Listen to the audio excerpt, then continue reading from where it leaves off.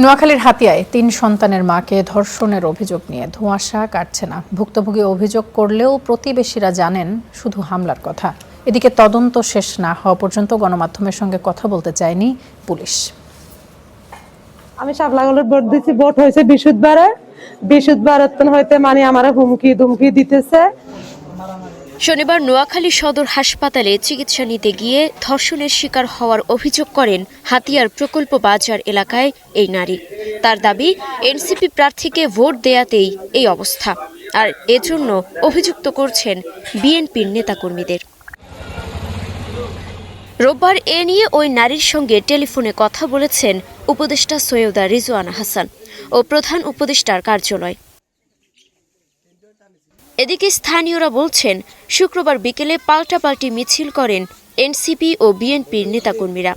এ সময় বিএনপির মিছিলে হামলার অভিযোগ ওঠে এনসিপির বিরুদ্ধে।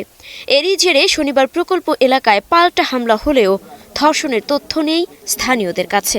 মারামারি হয়েছে, ধরেন ওনাদেরকে বা আমগো কয়েকজনকে একটু মারছে বিএনপির লোকজনে, বা ওনাদেরকেও নাকি মারছে। আমরা হাতে দাগ দেখছি, কিন্তু দর্শন বা নির্যাতন হওয়ার ওরকম কোনো আলামত আমরা পাই নাই। যার নামে বলতেছে সেই ওই দিন তো হাসপাতালেই ছিল।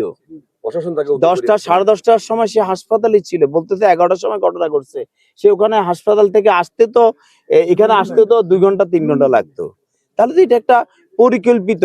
এ ঘটনায় মামলা না করলেও বিএনপি নেতা আব্দুর রহমানকে অভিযুক্ত করছেন ওই নারী।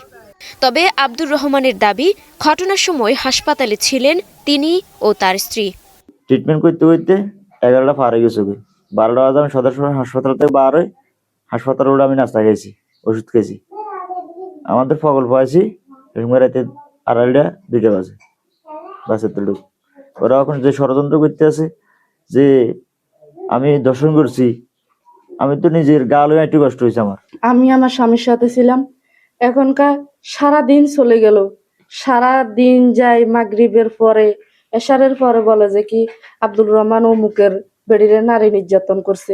এদিকে পুলিশ ঘটনাস্থল পরিদর্শন করলেও কথা বলেনি গণমাধ্যমের সঙ্গে।